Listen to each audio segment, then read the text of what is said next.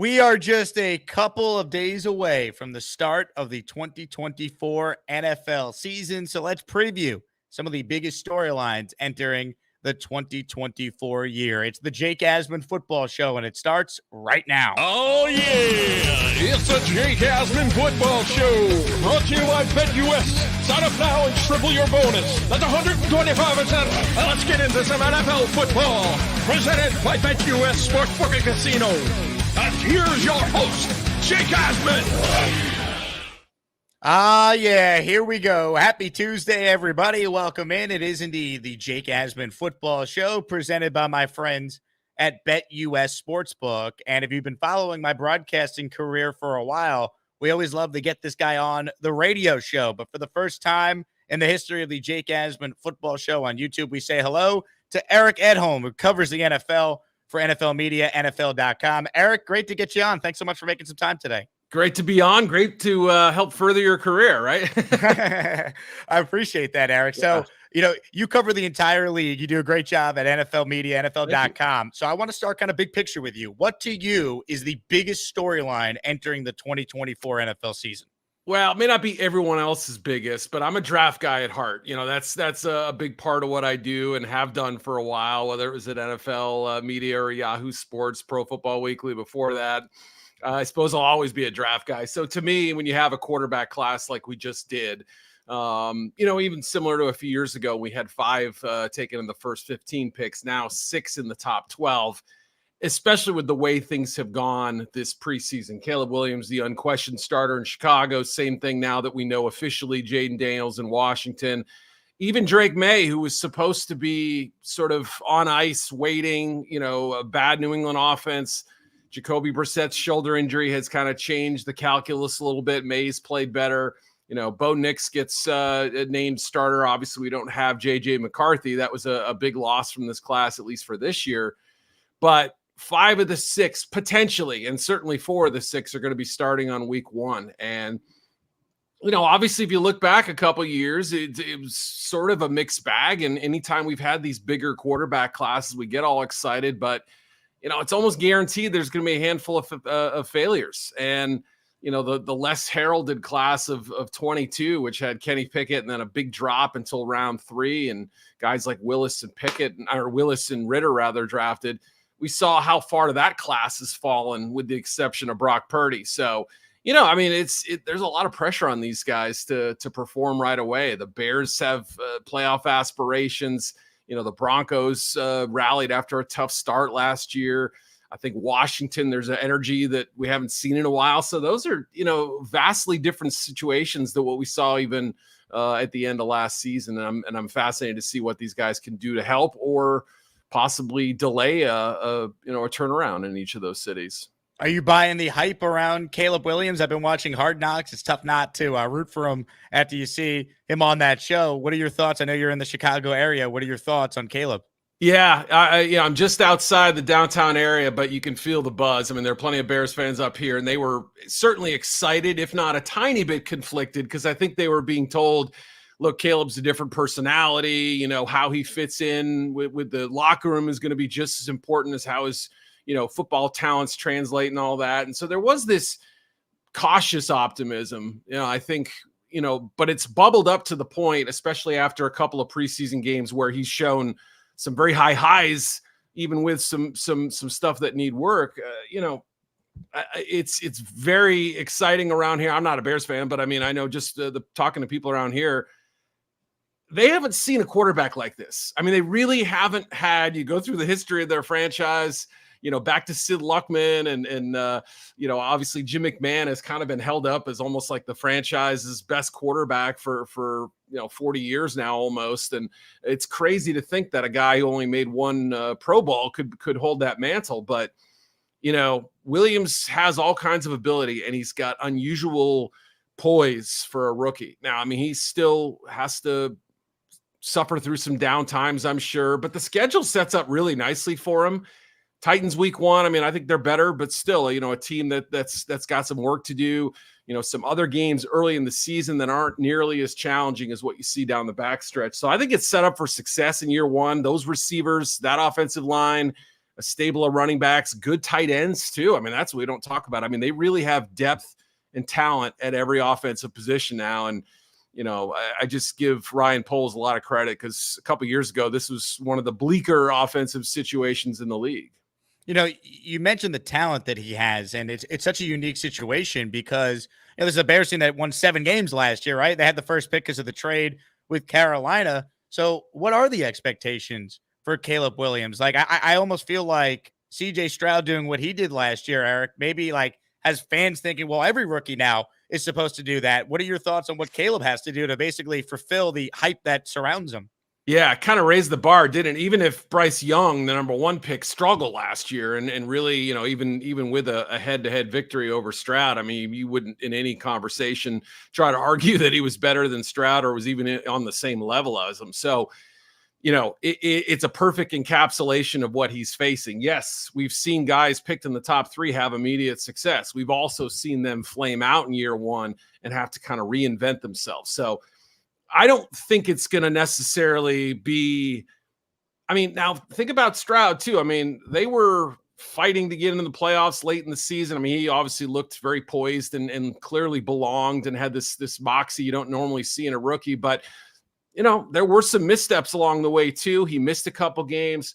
It wasn't a complete season. I think we were almost elevating him unfairly high. So, I mean, I think, you have to do the same with Williams where you say, yeah, he might be a generational talent, but Andrew Luck struggled at times year 1, even as good as he was and as prepared for the league as he was. But like you said, compare the situations that Bryce Young walked into last year to what Williams has this year, and it's night and day.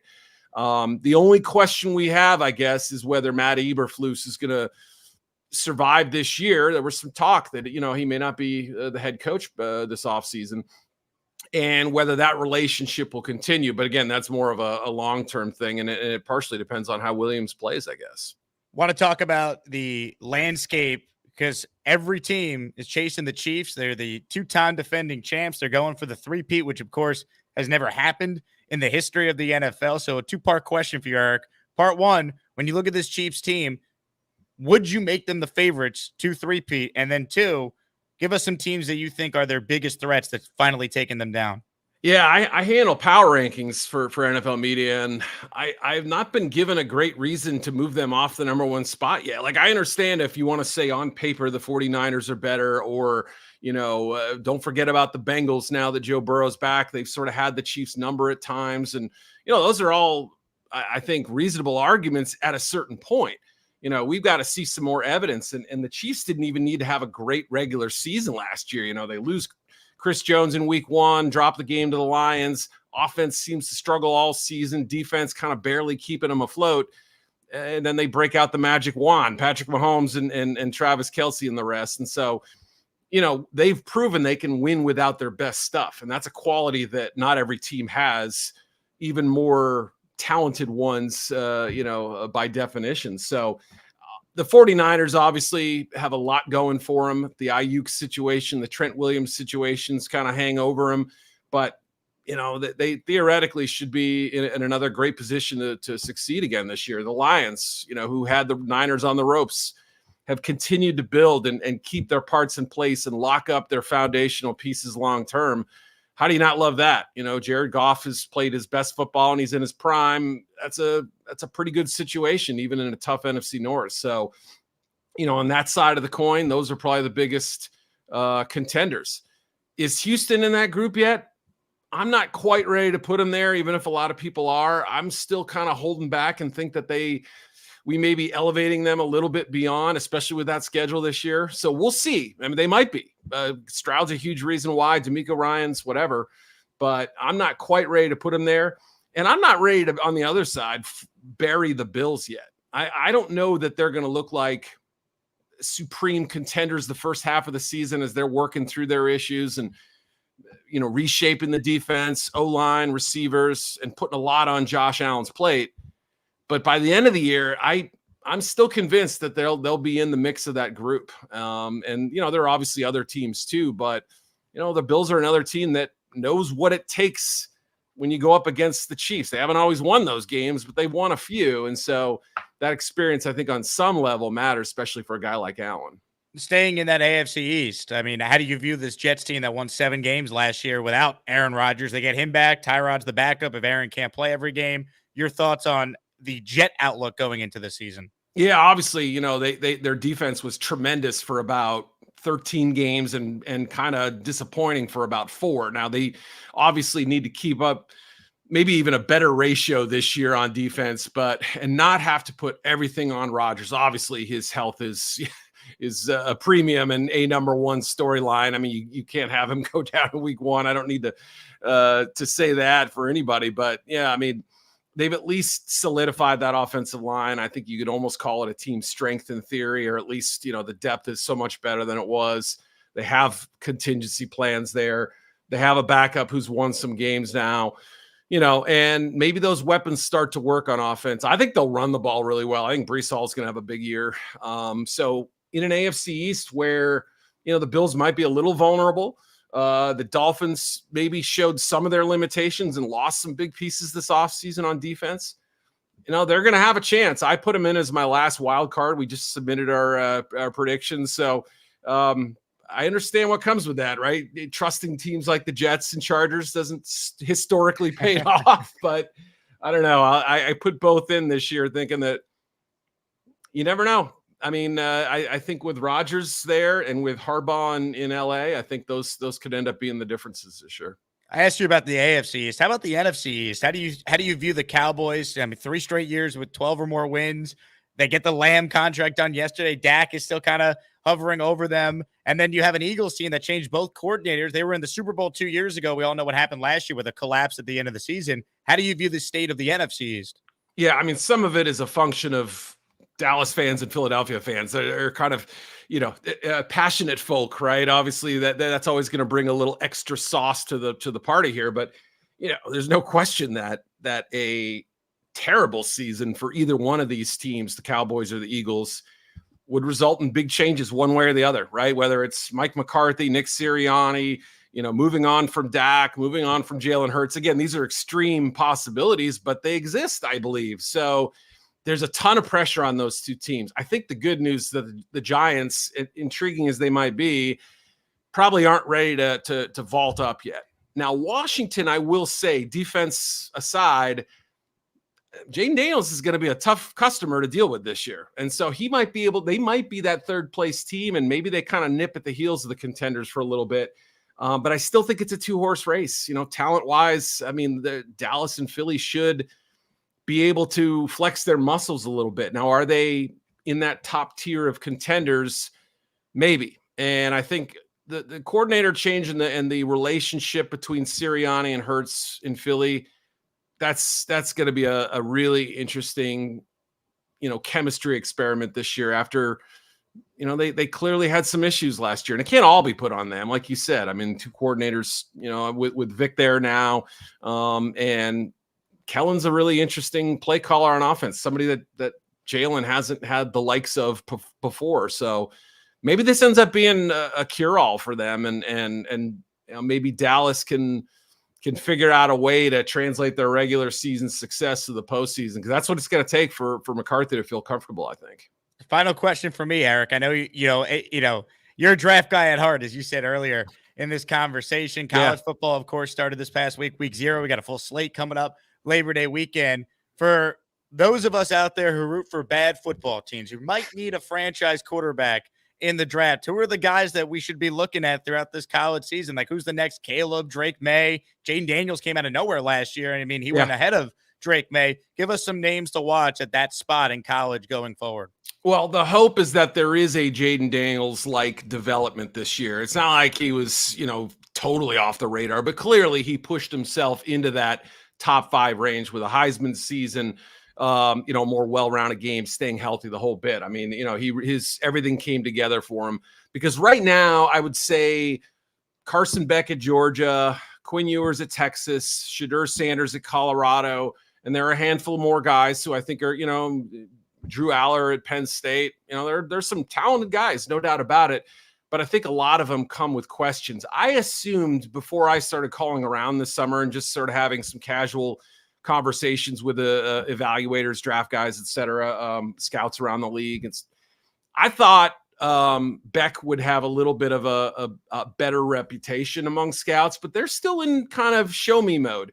They still want to see more from him. And I think the feeling is that maybe he's more Jared Goff than he is like an Andrew Luck type of player, right? Transformative type of quarterback. So he's good, but I think people feel like maybe his ceiling isn't elite. So a big season from him and a little bit more development might push people towards that end. But right now it's a little cloudy. It's not quite the year that we've had in recent seasons with, like you said, the 6 quarterback classes last year.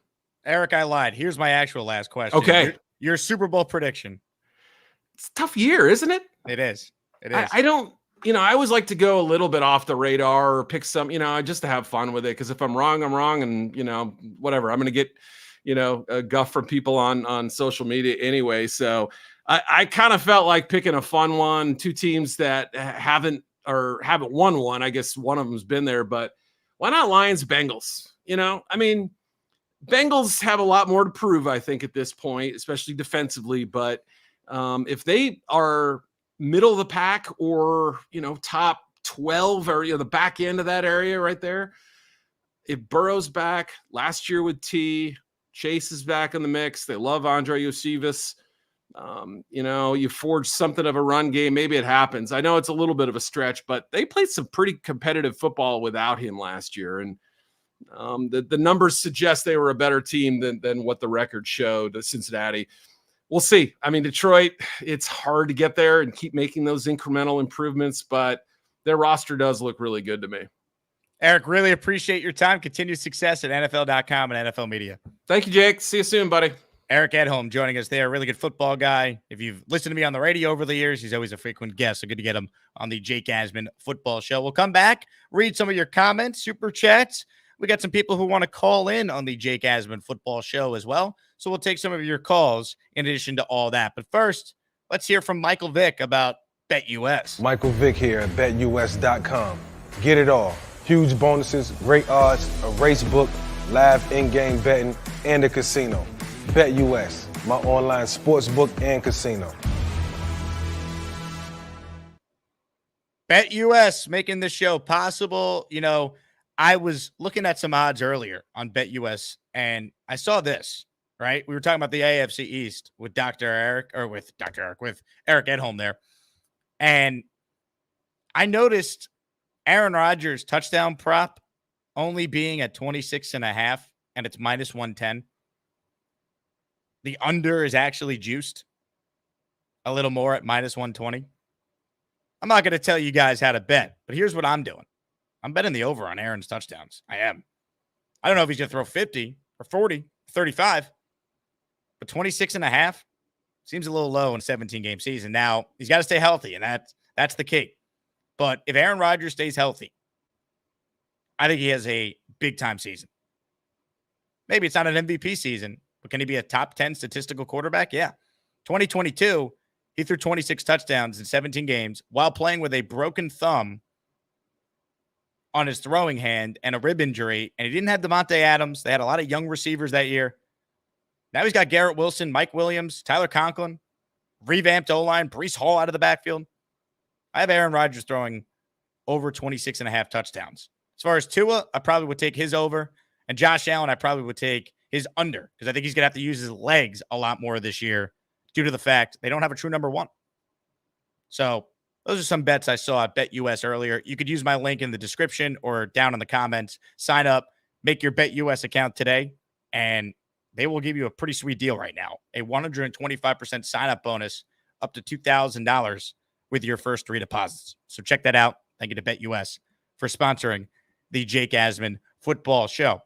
Ladies and gentlemen, a huge shout out to Kikuchi, who's using his Asmaniac super chat. He writes in, can September 9th at 8:15 p.m. Eastern come any sooner? For those who aren't Jet fans or Niners fans, that's the start time for Monday Night Football Week 1. Can't wait. Chris M writes in, if Caleb is good, the Bears are winning the division. They're stacked offensively. I still think it's going to be tough for them to win the division because their division's really good. The Lions are really good. The Packers are a lot better than the 9-18 from last year. They started to play great ball down the stretch. They won a playoff game. The Packers almost remind me of like the 2009 Jets, where like the record was 9-7, but they were a lot better going into 2010, even with Mark Sanchez at quarterback from year 1 to year 2. And Jordan Love's better than Mark Sanchez. And then the Jets went all the way to the championship game for the second straight year. They were surprised in year 1, like the Packers were last year. And then they took a huge step forward in year 2. That's what I see happening with Green Bay. So it's going to be tough. You know, I'm not saying it's not impossible for the Bears to win the division, but Caleb would have to be like CJ Stroud good as a rookie. And I think it's an unfair expectation, even with all the hype he has. Let's say hello to Ricky NY, who's our first caller on the Jake Asman football show this afternoon. What's going on, Ricky? Hey, how's it going, Jake? How's the internet today? I'm hardwired in, so the internet should be good today. It is better than it's been, Ricky, which is nice.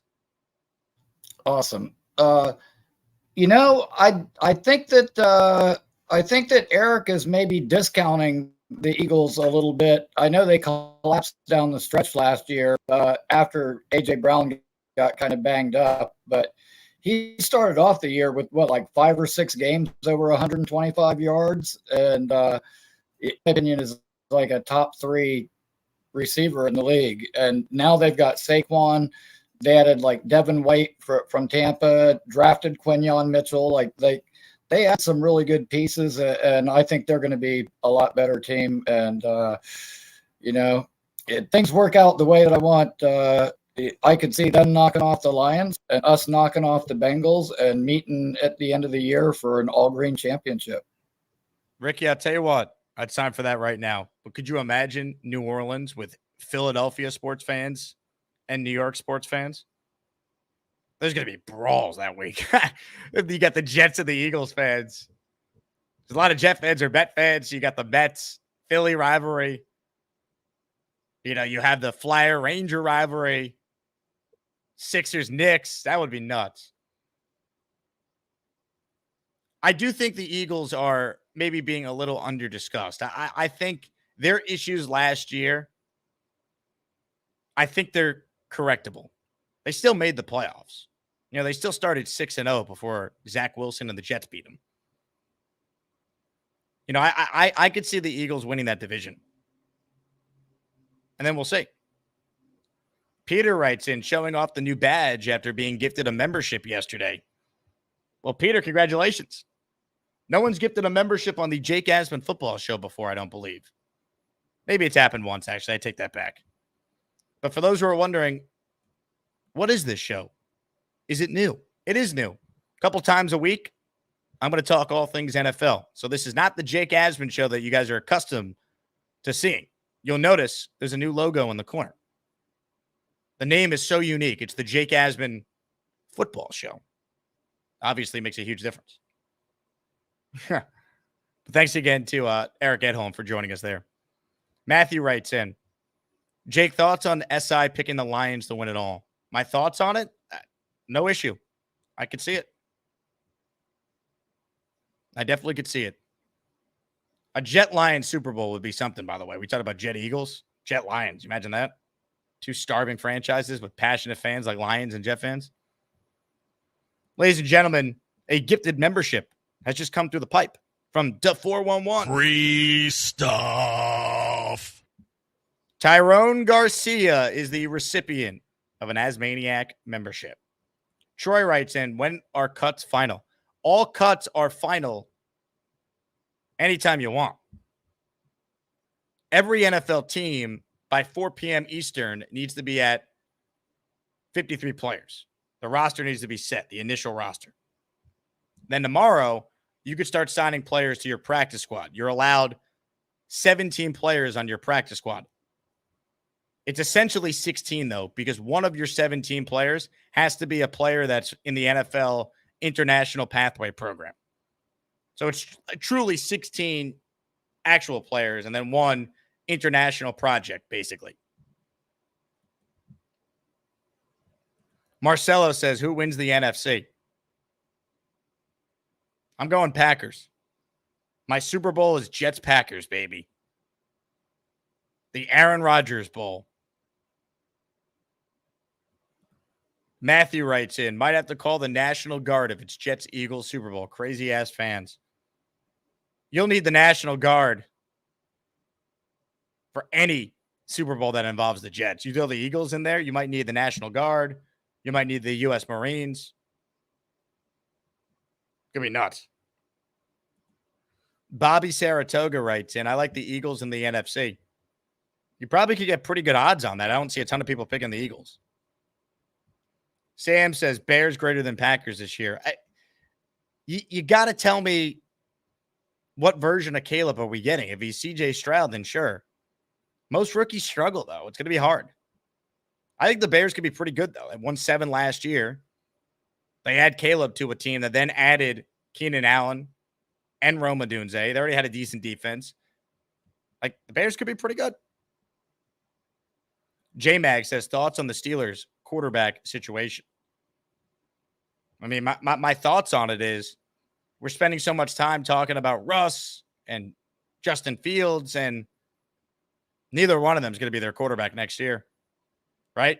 Neither one of them is good. This is the very definition of if you have 2 quarterbacks, you really don't have any. Like, you know, the definition, oh, well, if you have 2 quarterbacks, you don't have any. That is the Steelers situation at the quarterback spot to a T, Jay, to an absolute T. I don't think Russell Wilson's any good anymore. I think Justin Fields is very limited. I think he's a good athlete. I don't think you could win consistently with him from the pocket. They're a mess. If Mike Tomlin has a winning record with that situation, God bless him. I don't see it this year. I think the Steelers finally have a losing season with Tomlin.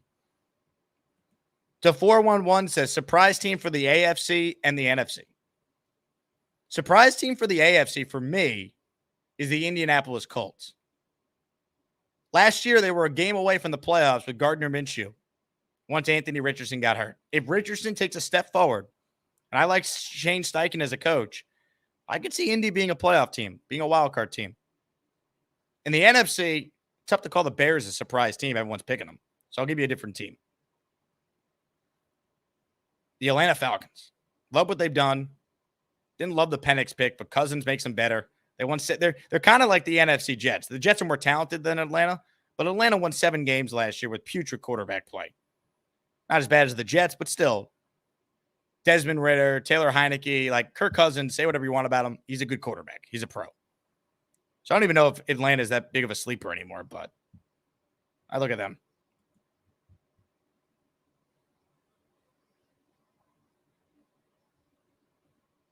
Peter says, what happened to Russ? Is he a Hall of Famer? I don't know if he's a Hall of Famer. I don't know if he did it long enough. He maybe gets in eventually, but I think the Denver stuff and now what happens here in Pittsburgh, it might hurt him. I don't know if he's a Hall of Famer. I don't think he is. You know, it's crazy, though. He would be a Hall of Famer if they won that second Super Bowl. If Pete Carroll ran the ball with Marshawn Lynch, he'd get in if he's a 2-time Super Bowl champion quarterback. He would. Eli's going to get in. Russ has been better in the regular season than Eli. If you just look at Pro Bowls and All-Pro seasons and MVPs or like votes. I know Russ has never won an MVP, neither did Eli, but Russ has placed higher. Eli's going to get into the Hall because he's got 2 Super Bowl rings. Russ only has 1. So I don't know if he's a Hall of Famer at this point. He would have to have some really good years coming up. Now, Russ is not doing too poorly, though. I mean, he's got quite the wife, so he's okay. You know, no one should feel too bad for Russell Wilson.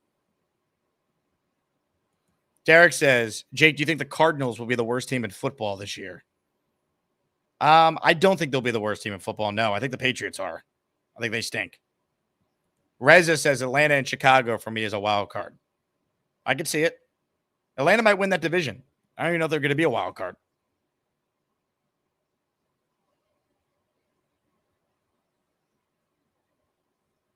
Robert says, are you going to recap every NFL game on this show? Every game? No. Will we talk about some of the bigger games and storylines each week? Yes. Will I bring on experts to give fantasy advice and betting picks and preview big matchups? Absolutely.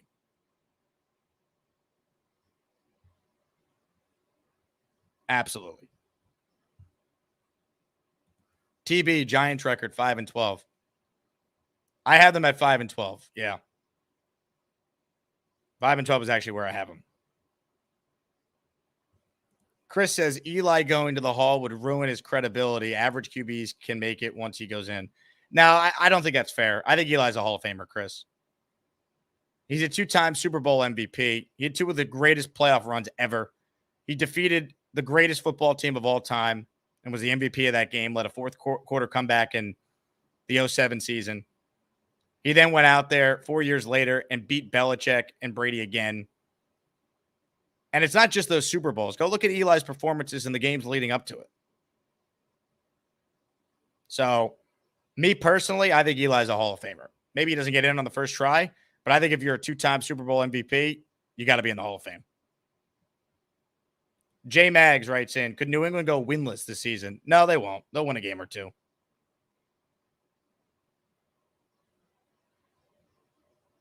They won't be that bad. They'll probably win 3 or 4 games. They're not going to be good, though. I look forward to drinking the Patriot fan tears.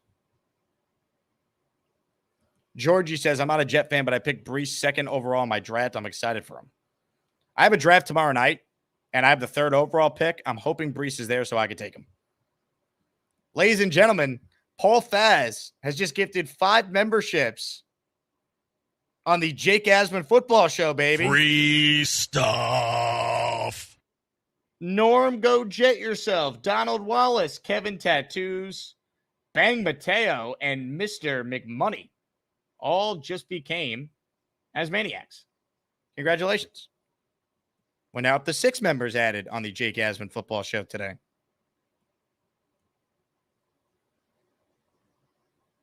Yeti says, no, Eli is Trent Dilfer in the Hall. No, but Eli's much better than Trent Dilfer. All right. I'm not sitting here telling you Eli Manning's this great all-time quarterback. But in the playoffs, he was. And that to me matters. 2-time Super Bowl MVP. And the throw Eli made to Mario Manningham in Super Bowl 46 is the greatest throw in Super Bowl history. Under the circumstances, the precision, that throw, the level of difficulty, that's the best throw in the history of the Super Bowl. I don't even think it's debatable. People will say, well, you're talking about the Tyree? No. Tyree was luck, right? The helmet catch. The throw to Mario Manningham in that spot is the greatest throw in the history of the Super Bowl. I think Eli's a Hall of Famer. It also should count that Eli never missed games, man. He was out there. He was durable. He gave his team a chance. That should matter. Marcelo, what do you have the Pats at record-wise? 4-13? 3-14?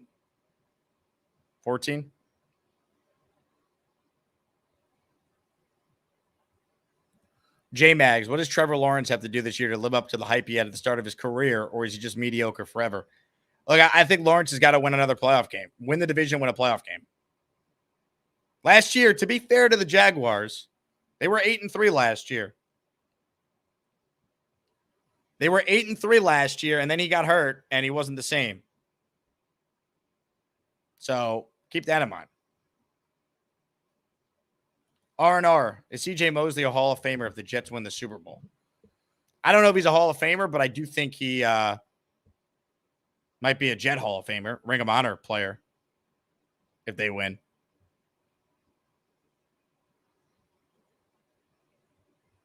Reza says, Eli's going to the Hall. We can't talk about those Super Bowls without talking about him. If he was just a passenger in those 2 Super Bowl wins like Dilfer was in his, or Brad Johnson with the 0-2 Bucks, it'd be different. He was the MVP of both the games against the greatest coach-quarterback combo in the history of the sport. Eli's a Hall of Famer. Is he like an inner ring Hall of Famer? No, he's not Brady. He's not his brother. He's not Mahomes. He's not Rodgers. He's not Elway. We could keep going. Dan Marino's a better quarterback. Right? And I know Marino doesn't have Super Bowl rings, so I'm not making it just about the rings, but there's different levels to the Hall of Fame. But Eli's a Hall of Famer. He's going to get in.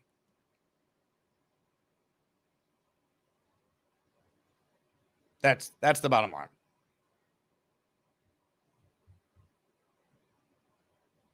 Delvis writes in, do you have the Jets hosting a playoff game? I have the Jets winning the division, so yes. AFC East champs. Jets worldwide. Does Devontae finish the season as a Raider? No, I think he's traded. Raiders are underdogs in 8 of their first 10. I think he's traded.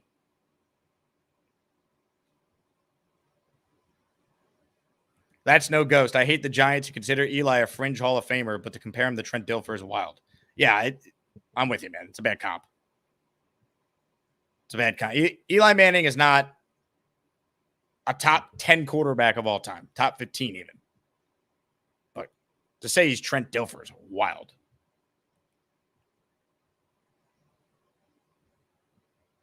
No doubt. This has been a fun show. Thank you to my guest, Eric Edholm from NFL.com, NFL Media, for joining the show. If you missed it, rewind and enjoy an NFL season preview. This has been the Jake Asman Football Show, presented by my friends at BetUS. Use my link in the description and sign up if you want the best sports book ahead of the upcoming NFL season. My name is Jake Asman. Please subscribe to the channel if you haven't. We talk NFL multiple times a week on the Jake Asman Football Show. Make sure you guys like the video on your way out. Thanks for watching. I'll talk to you guys later this week. And just remember, folks, we're another day closer to the games actually counting. Can't wait. Talk to you guys soon. Enjoy the rest of your Tuesday. This video is brought to you by BetUS Sportsbook and Casino.